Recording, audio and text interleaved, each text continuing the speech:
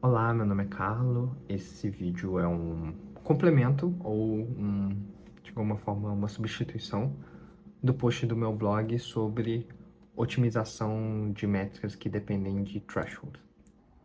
Estratégias data-centric vão te sugerir que mantenha o seu modelo fixo a priori e mexa bastante nos seus dados, crie variáveis que são relevantes para o seu problema.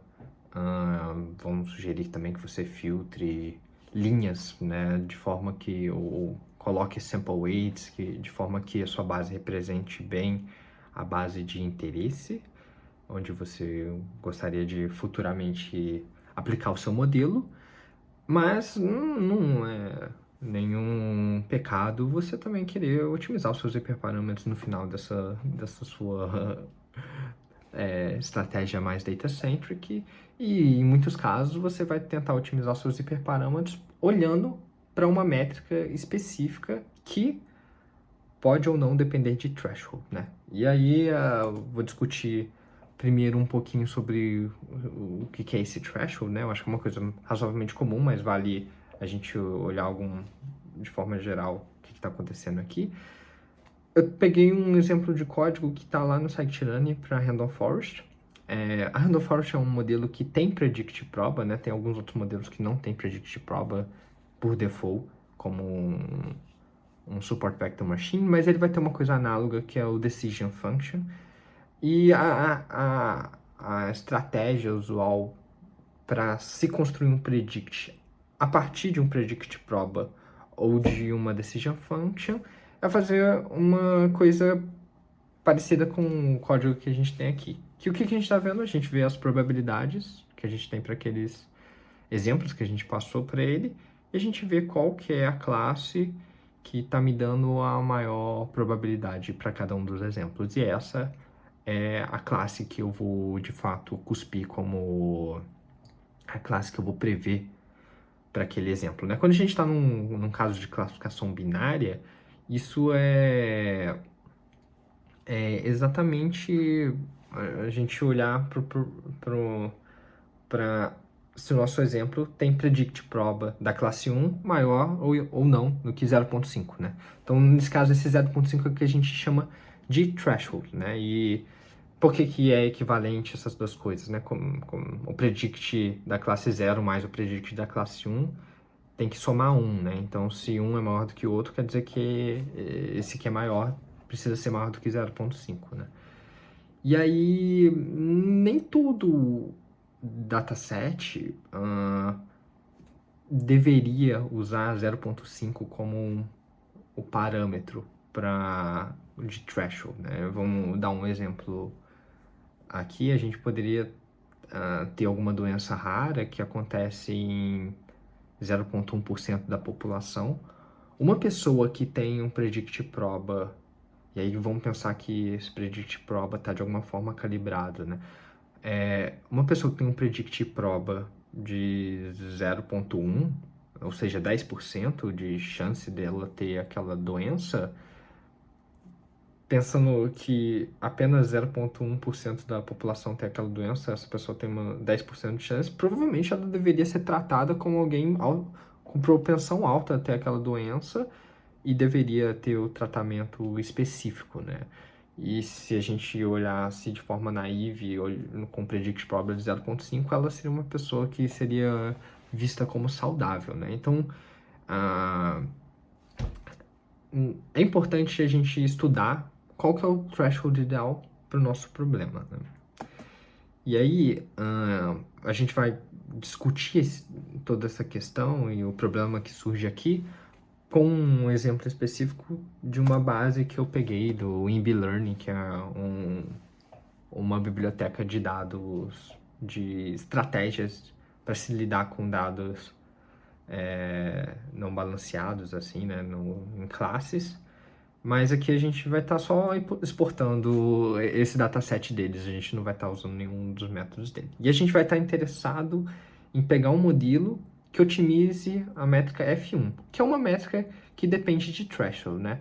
Por que ela é uma métrica que depende de threshold? Porque a gente precisa cuspir qual classe que a gente está prevendo para cada um dos exemplos, né? Uma métrica que depende do threshold que é bem fácil da gente ver, a acurácia, né? A gente tá tentando checar quantas vezes que a previsão bate com o label que a gente deu. A gente precisa ter uma previsão hard, né? No sentido do predict, de fato, né? A F1, como ela é baseada também na matriz de confusão, né? Com recal e precisão, ela também vai ser uma métrica que depende de threshold. Então a gente vê aqui que é um dataset razoavelmente desbalanceado, né? A gente tem aproximadamente 6% da classe, dos exemplos só que são da classe 1. E aqui só porque a gente vai precisar depois e também para a gente separar as coisas em treino e teste bonitinho, eu estou separando o nosso conjunto em 3 partes. Um conjunto que de fato vai ser o conjunto onde a gente vai treinar o modelo, um conjunto onde a gente vai de alguma forma otimizar esse threshold, não nesse momento, mas daqui a pouco ele vai ser importante, e um último conjunto que é o conjunto para a gente de fato testar o nosso modelo, né? É um conjunto separado dos conjuntos anteriores que a gente vai de alguma forma ter treinamento. Então, como antecipei anteriormente, aqui a gente vai otimizar F1 usando um modelo de random forest. A gente vai estar usando um grid search razoavelmente simples para fazer essa otimização. O único detalhe aqui é que eu estou usando, em vez de um K-fold tradicional, um K-fold estratificado para ele garantir as proporções da nossa classe de interesse, já que a gente está num problema desbalanceado, né? Não é tão desbalanceado assim, mas é um pouco mais desbalanceado. E aqui eu estou criando uma função meio genérica para rodar esse experimento, onde eu passo um estimador, o scoring de interesse, que é o mesmo scoring, né, do grid search, ou do random search, enfim, dos base searches de forma geral do scikit-learn. E eu passo o x, o y, os parâmetros que eu estou interessado e o K-fold também. E ele só vai rodar o grid search e vai cuspir uma versão um pouquinho mais bonitinha do resultado, do CV Results, né? Então aqui vamos passar o F1 para o Random Forest, naqueles hiperparâmetros que a gente passou ali em cima, aquele grid, né? Então a gente tem esses resultados que são, na minha opinião, estranhos, né? A gente tá com vários modelos que tem métrica 0, né? E aí isso chama nossa atenção de tipo, será que esses modelos são tão ruins assim? Nesse caso, a gente provavelmente pegaria esse modelo aqui, que é um modelo que está com uma métrica não 0, né? Um pouquinho mais razoável, e esse seria o modelo que a gente seguiria e de fato treinaria tudo e utilizaria na vida real, né? Tipo, em produção. Só que o que está acontecendo aqui é mais simples do que esse modelo ser horroroso. É que esse modelo provavelmente não está tendo uma dispersão tão boa de predicts probas. Nesse caso é porque ele é um modelo bem com profundidade baixa nas árvores, né? Então ele vai ter poucas chances de separar bastante os y igual a 1 dos y igual a 0. Então as folhas tem bastante gente com y igual a 0, né? Então o predict proba que ele está cuspindo aqui é um predict proba que não está conseguindo ser grande o suficiente para jogar pessoas com um predict proba maior do que 0,5, né? E assim, essa é a explicação para esse caso em particular, mas poderia ter outras combinações de parâmetros que também tem uma métrica ruim, não necessariamente por esse motivo específico, tá? Mas enfim, o ponto aqui é que ele está usando o predict com o threshold 0,5, e isso não necessariamente é ótimo, né? Como a gente já discutiu naquele outro exemplo. E aqui eu vou discutir um pouquinho do que está acontecendo, né? Eu vou treinar um modelo que eu estou chamando aqui de out of the box, que é uma random forest sem setar nenhum hiperparâmetro relevante. E a gente vai dar uma olhadinha em como que tá essa distribuição dos predicts probas, né?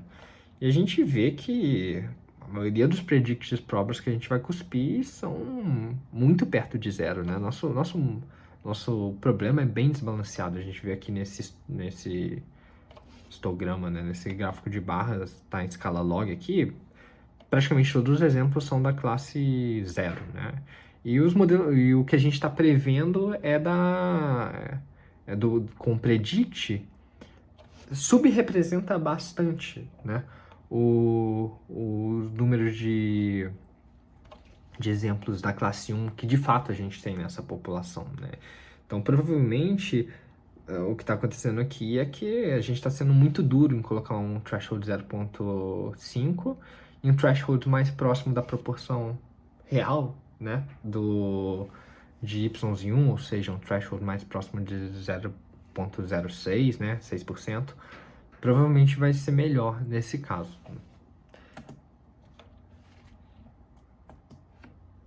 E aí, o que a gente pode fazer para tentar otimizar esse threshold? Aqui eu vou dar uma estratégia possível, existem outras. Por exemplo, essa estratégia que eu mencionei de usar 0.06, né, que seria a proporção de y igual a 1 na nossa classe, é uma estratégia possível.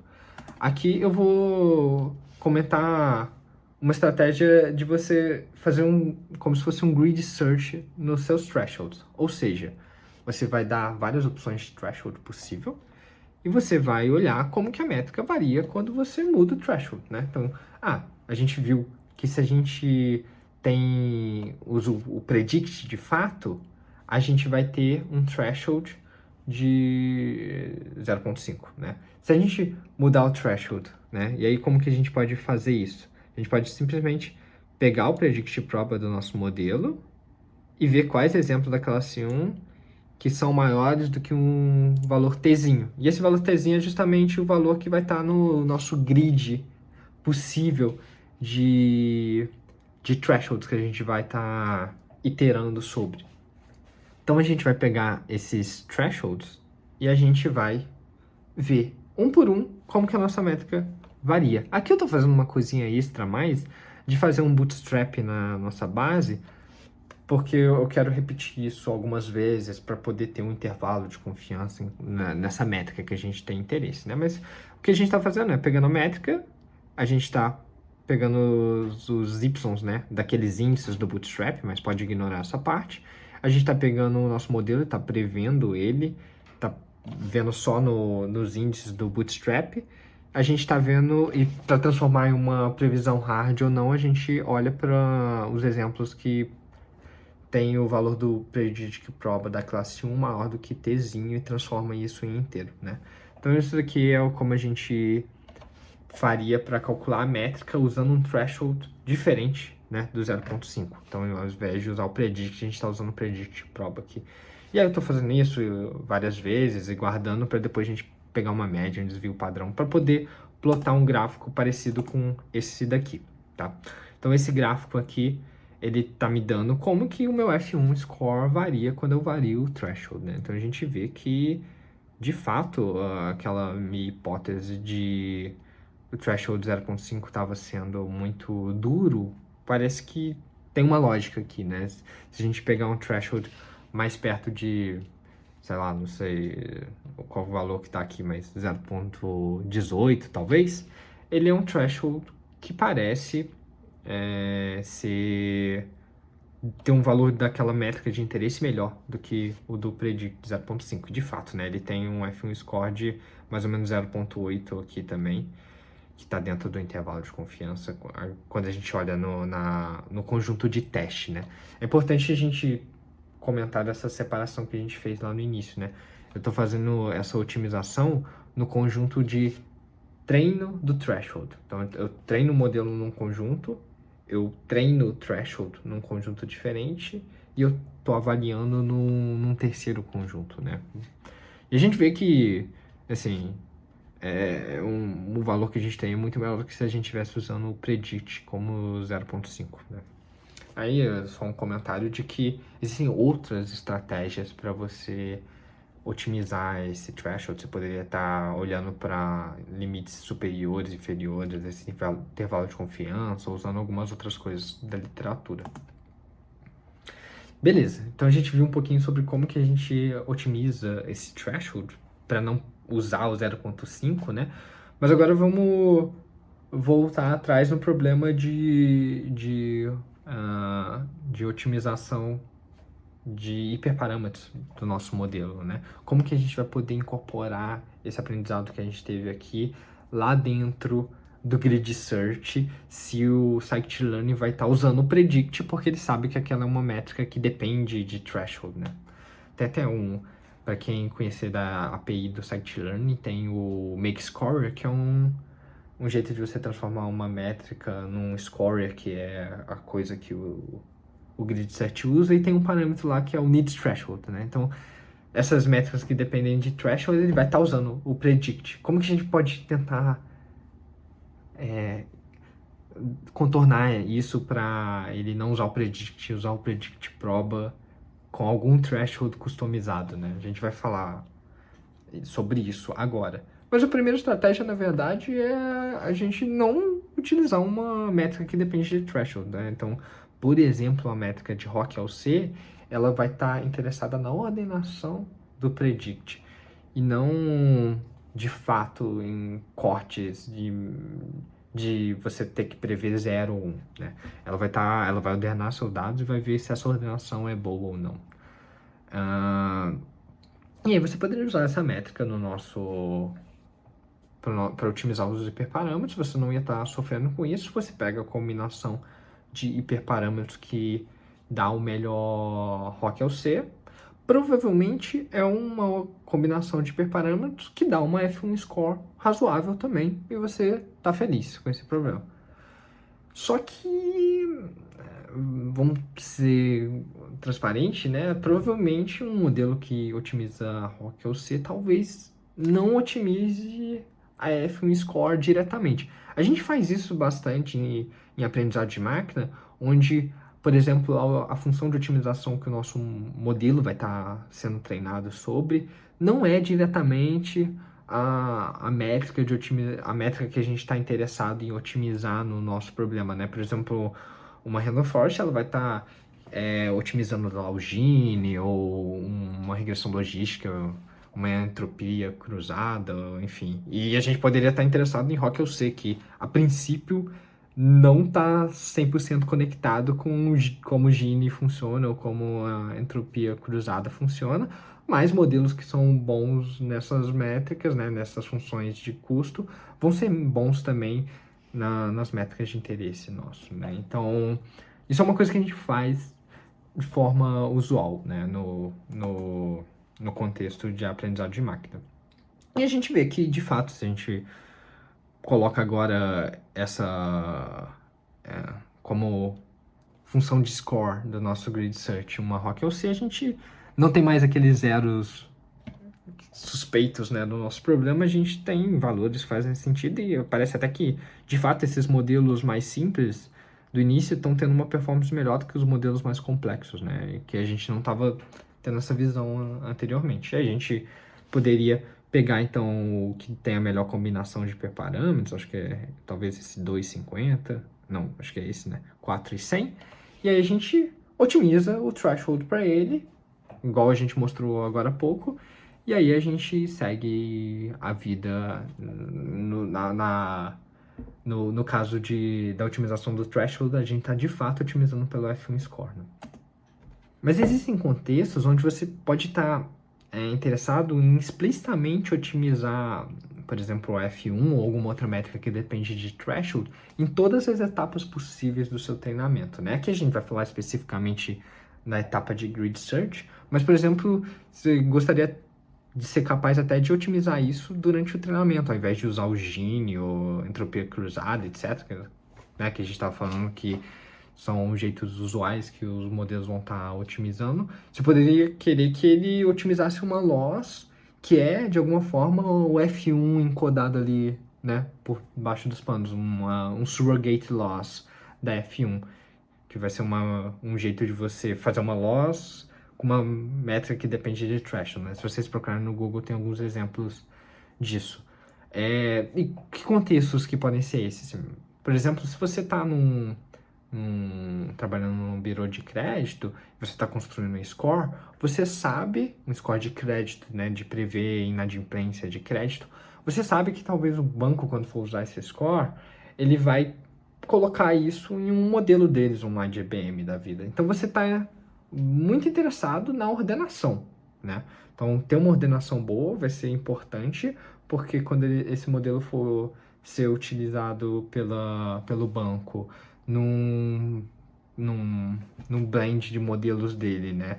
Ele vai estar quebrando bem as pessoas inadimplentes das adimplentes, e a gente vai esse modelo final vai estar bom, né, de fato. E aí, esse modelo final é que vai ser o modelo que vai estipular a política de crédito, né? Não vai ser o birô de crédito. Então, se você está no birô, a ordenação é uma coisa mais relevante para você do que uma métrica que depende de threshold. Você não vai virar para o cliente e falar, você deveria aprovar pessoas que têm um score maior do que tanto e não aprovar pessoas com score menor que tanto.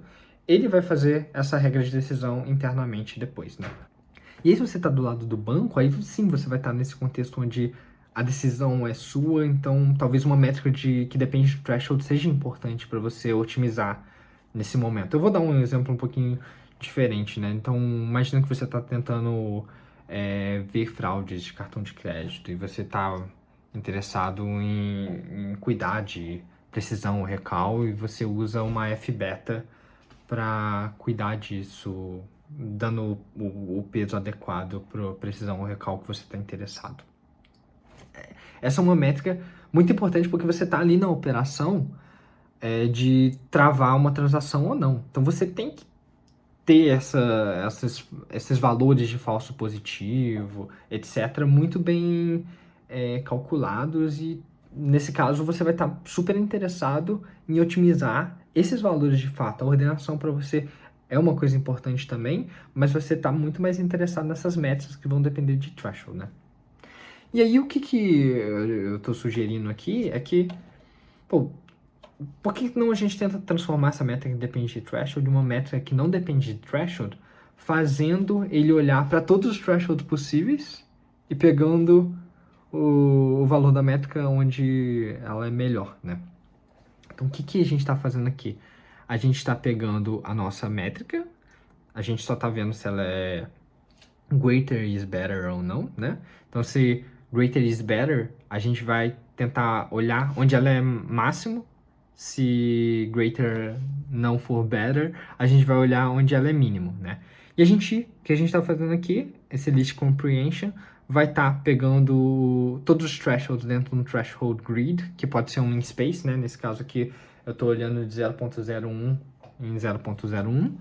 A gente vai estar vendo como que essa métrica se comporta com cada um desses thresholds, e no final a gente vai estar pegando a que otimiza ela, né?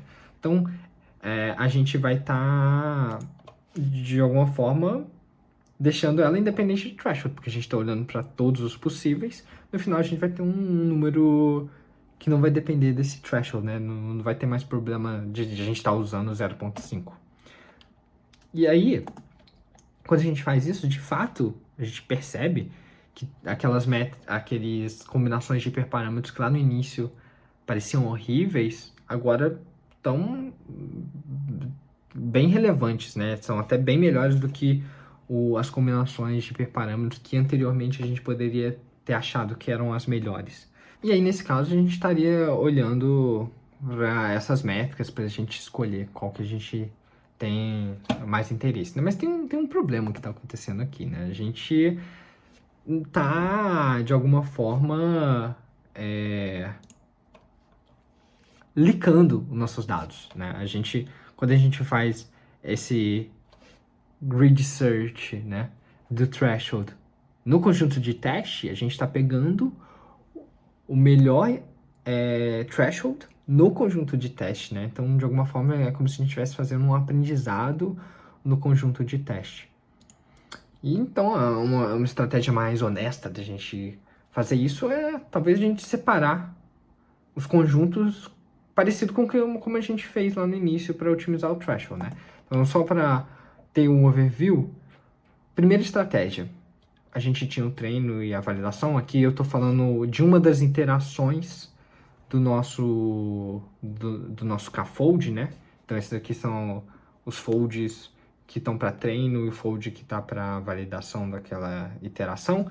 A gente treinou o modelo e avaliou com uma métrica que não depende de threshold, como a ROC-LC ou Average Prestige. Na segunda estratégia, a gente está fazendo o threshold tuning, né, e a validação no mesmo conjunto.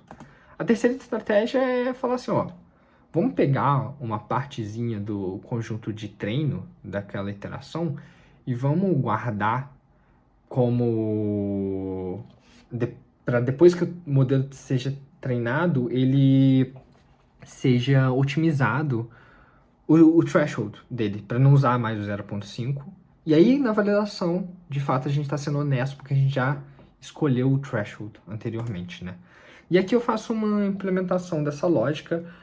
Eu estou herdando, né, a Random Forest Classifier, mas não tem nenhum método específico da Random Forest aqui. A princípio, se você trocar esse Random Forest Classifier para qualquer outro modelo que segue a lógica do scikit-learn. E o que eu quero dizer com seguir a lógica do scikit-learn? É que ele herda um Bayes Estimator e um Classifier Mixin, tá?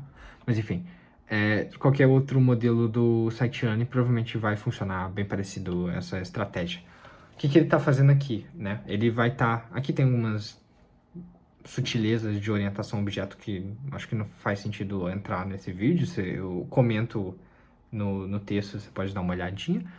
Mas, ó, quando ele for fazer o fit, ele vai fazer um train test split antes, para pegar uma parte para treinar o modelo e uma parte para treinar o threshold. Bem parecido com o que a gente falou lá em cima, né? E a gente vai rodar para achar o melhor threshold da mesma forma, com uma função análoga à função que a gente colocou ali anteriormente, né? Que faz uma busca num grid de thresholds aqui pra gente e retorna pra gente o threshold que maximiza a média daquela métrica, né? Média no sentido que a gente está fazendo vários bootstraps para cada um dos thresholds. E aí, com esse threshold selecionado, né, e com o modelo treinado, aqui eu estou usando super, basicamente eu estou treinando a Random Forest, né, de fato, eu estou usando um método fit da Random Forest. A gente vai ter o threshold, vai ter o modelo treinado, a gente, em vez de fazer o argmax, a gente coloca aquela regrinha que a gente viu que funciona, que é o ver quais das nossas previsões que são maior do que o threshold que a gente achou anteriormente.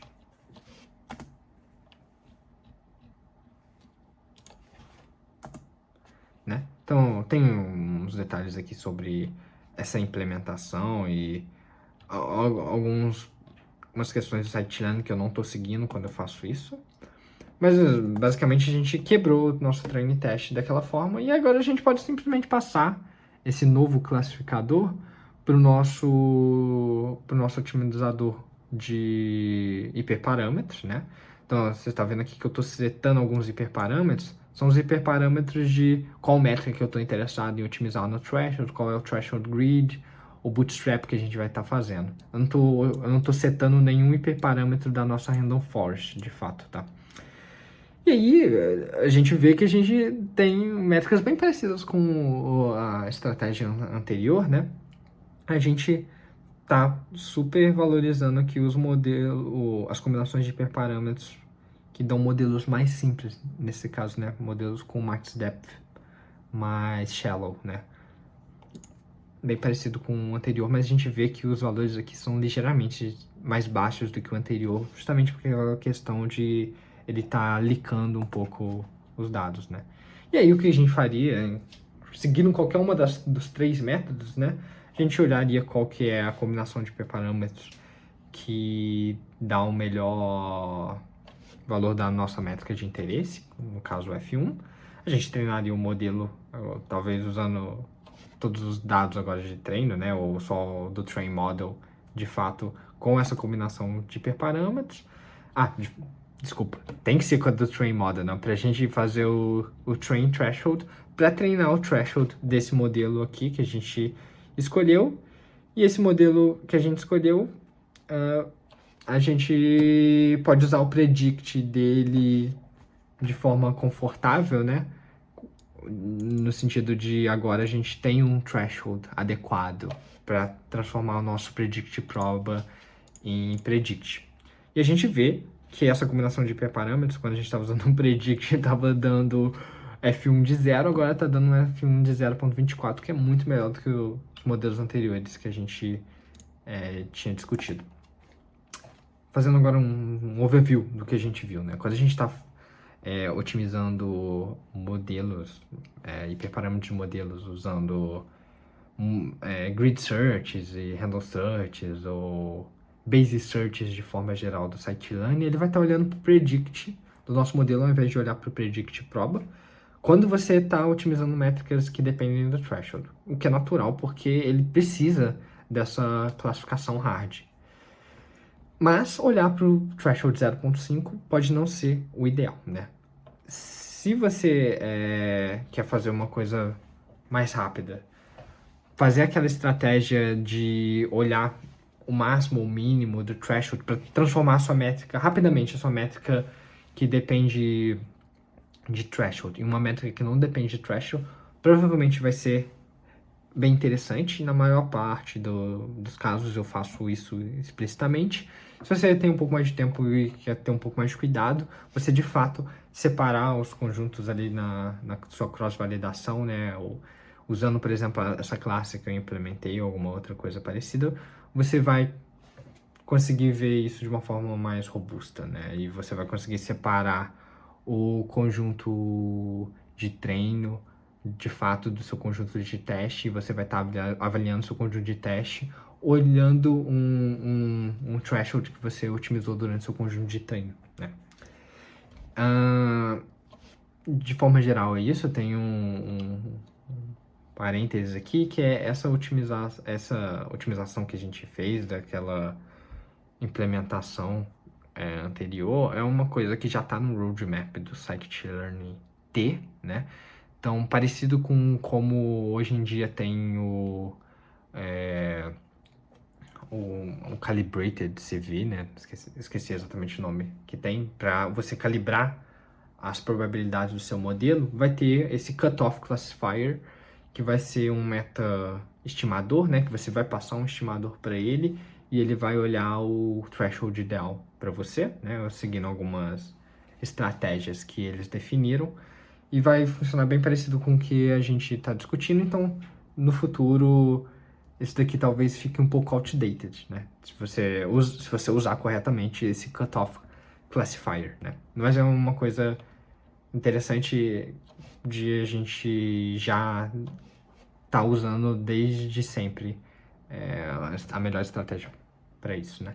Aqui eu coloquei uma referência só de algumas outras formas de você talvez otimizar o seu threshold. Aqui ele fala de pelo menos mais uma que eu não menciono nesse meu post.